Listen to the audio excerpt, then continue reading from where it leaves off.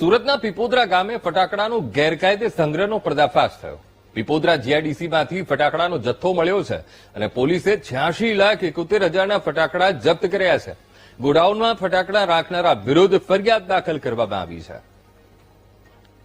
તો ગેરકાયદે ફટાકડાનો આ જથ્થો જપ્ત કરવામાં આવ્યો છે। 86,71,000ના ફટાકડા જપ્ત કર્યા છે। આજ મુદ્દે સંવાદદાતા નિર્મલ ફોન લાઈન પર।